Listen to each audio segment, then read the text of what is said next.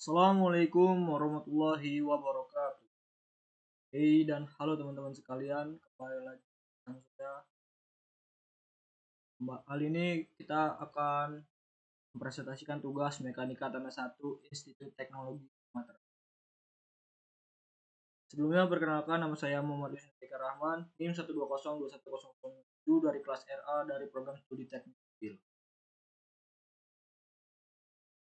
Topik pembahasan kita pada presentasi kali ini ialah yang pertama ada proses pembentukan bumi dan patahan. Kemudian ada jenis peta geologi dan kegunaannya pada bidang konstruksi. Kemudian ada proses pembentukan batuan dan material yang terkandung. Dan yang terakhir ada proses pelapukan batuan dan jenis tanah yang terbentuk. Yang pertama, proses pembentukan bumi dan patahan.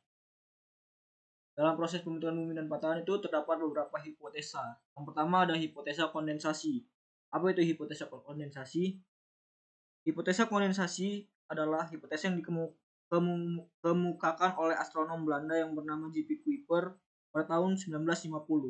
Hipotesa kondensasi menjelaskan bahwa tata surya terbentuk dari bola kabut raksasa yang berputar membentuk cakram raksasa. Kemudian ada hipotesa bintang kembar. Itu hipotesa yang dikemukakan oleh Fred Hoyle pada tahun 1956.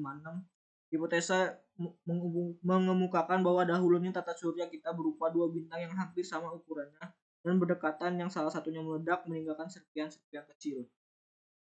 Serpihan itu terperangkap oleh gravitasi bintang yang tidak meledak dan mulai mengelilinginya. Kemudian selanjutnya ada hipotesa nebula. Apa itu hipotesa nebula? Hipotesa nebula adalah sebuah hipotesa yang beranggapan adanya suatu bintang yang berbentuk kabut raksasa dengan suhu yang tidak terlalu panas karena penyebarannya yang sangat terpencar. Benda tersebut kemudian disebut sebagai awal mula dari matahari.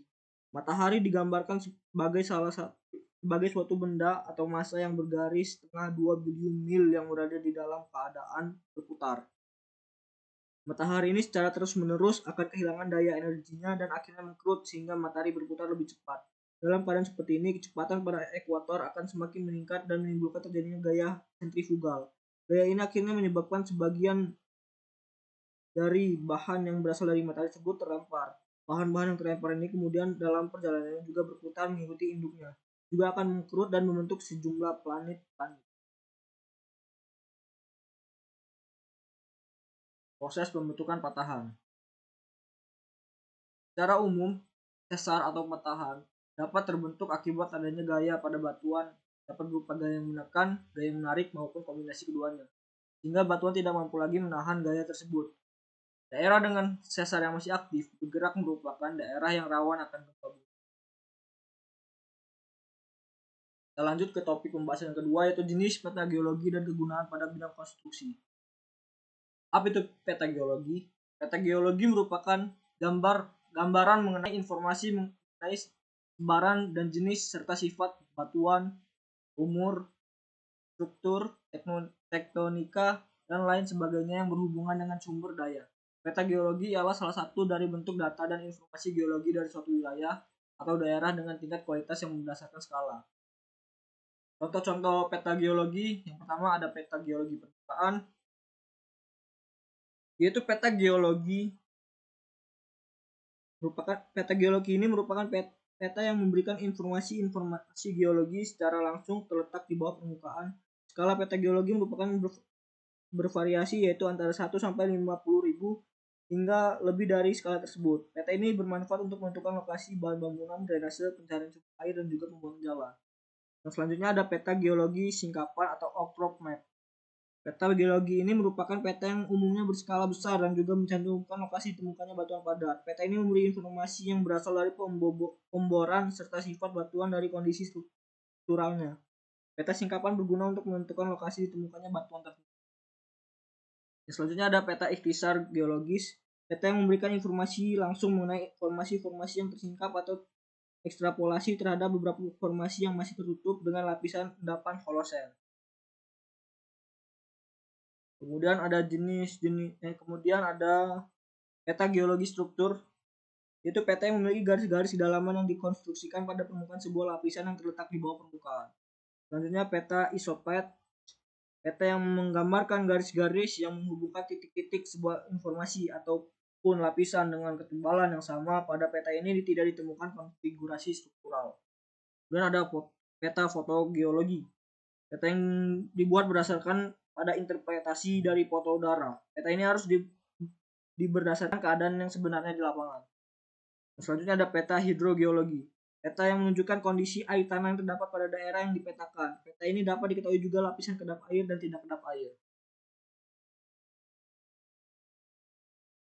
Apa sih kegunaan peta geologi dalam bidang konstruksi? Semua informasi dari peta geologi yang menyajikan berbagai informasi berupa jenis dan sebaran batuan, struktur, morfologi dan kemiringan lereng, kerentanan tanah, dan runtuhan variasi batuan. Ini semua sangat diperlukan, terutama dalam pengambilan keputusan layak tidaknya suatu wilayah bagi peruntukan yang diinginkan dalam apabila ingin membuat suatu bangunan. Kemudian kita pada pokok bahasan yang ketiga, yaitu proses pembentukan batuan dan jenis batuan air mineral.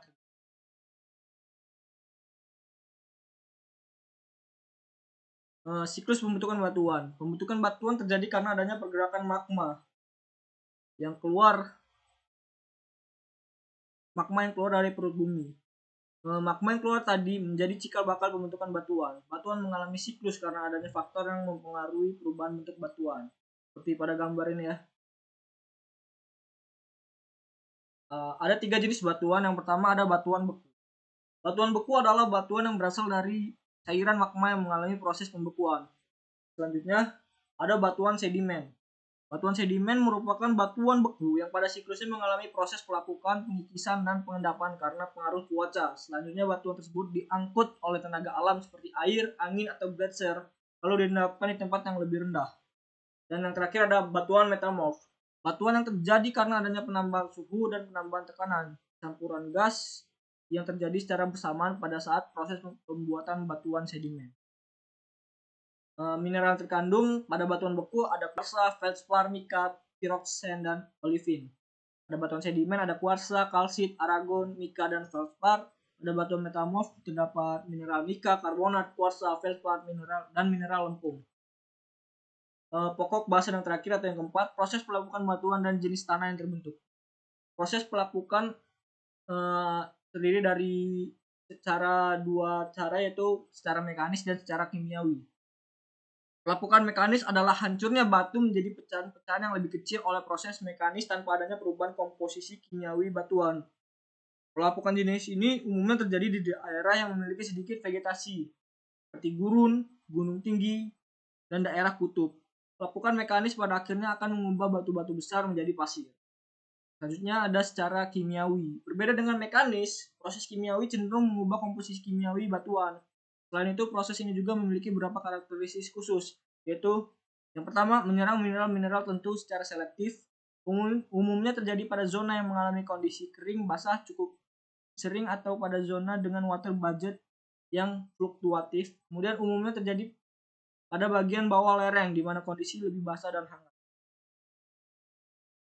Menurut Dokuchaev 1870 dalam Fauziek dan kawan-kawan 2018, tanah adalah lapisan permukaan bumi yang berasal dari material induk yang mengalami proses lanjut karena perubahan alami di bawah pengaruh air, udara, dan macam-macam organisme baik yang masih hidup maupun yang telah mati. Jenis-jenis tanah yaitu ada tanah lempung, kerikil, pasir, dan lanau. Oke, cukup sekian dari presentasi dari saya. Mohon maaf apabila ada kesalahan, salah kata yang kurang berkenan. Pada Allah saya mohon ampun, dan kepada penonton, pada yang melihat video ini, saya mohon maaf sebesar-besarnya. Bila ada jarum yang patah, jangan disimpan dalam peti. Jika ada kata yang salah, jangan disimpan dalam peti. Saya akhiri. Wassalamualaikum warahmatullahi wabarakatuh.